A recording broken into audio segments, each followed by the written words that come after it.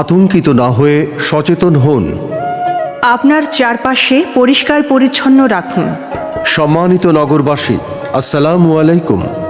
আপনারা নিশ্চয়ই অবগত আছেন যে ডেঙ্গু চিকুনগুনিয়া একটি মশাবাহিত রোগ, যা এডিস মশার কামড়ে হয়ে থাকে।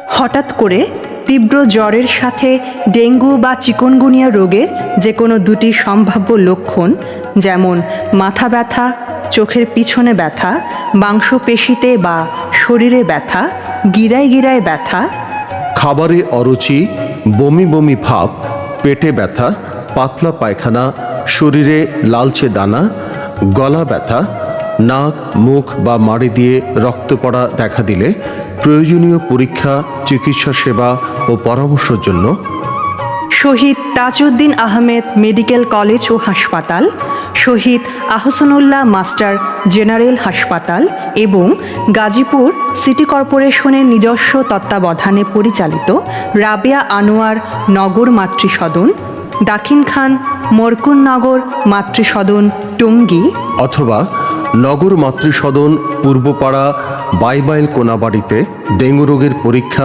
চিকিৎসা সেবা ও পরামর্শের জন্য যোগাযোগ করুন।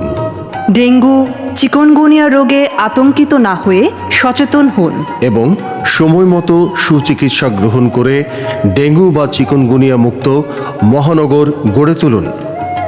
ডেঙ্গু ও চিকুনগুনিয়া রোগ প্রতিরোধে করণীয়: আপনার অফিস, ঘর বাড়ি এবং আশেপাশে যে কোনো পাত্র বা জায়গায় জমে থাকা পানি দিন শেষে ফেলে দিয়ে এডিস মশার লার্ভা ধ্বংস করুন।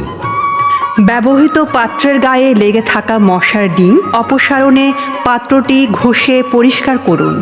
ফুলের টব, ফুলের দানি, যে কোনো প্লাস্টিকের পাত্র, বাড়ির ছাদ, বাড়ির নির্মাণ কাজে ব্যবহৃত চৌবাচ্চা, পরিত্যক্ত যানবাহন, এসি, অ্যাকোয়ারিয়াম, পরিত্যক্ত টায়ার, প্লাস্টিকের ড্রাম, মাটির পাত্র, বালতি, টিনের কৌটা, ডাবের খোসা বা নারিকেলের মালা, কন্টেইনার, মটকা, ব্যাটারি সেল, পলিথিন বা চিপসের প্যাকেট, এসি বা ফ্রিজের নিচে ও ঘরের কার্নিশ ইত্যাদিতে জমে থাকা পানিতে এডিস মশার বংশবৃদ্ধি পায়। এডিস মশা দমনে এসব পানি জমার স্থান ধ্বংস করুন। অপ্রয়োজনীয় বা পরিত্যক্ত পানির পাত্র ধ্বংস অথবা উল্টিয়ে রাখুন এবং ছাদ বাগানের ফুলের টবে জমে থাকা পানিতে কেরোসিন প্রয়োগ করুন।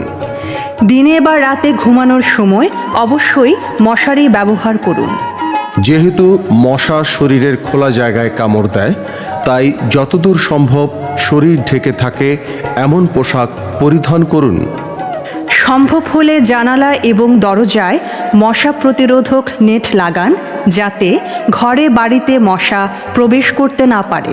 আপনার বাড়ির আঙিনা, স্কুল, কলেজ, দোকানপাট, ব্যবসা প্রতিষ্ঠান, শিল্প প্রতিষ্ঠানের আওতাভুক্ত এলাকায় এডিস মশা জন্ম নিতে পারে এমন সব স্থান পরিষ্কার রাখুন।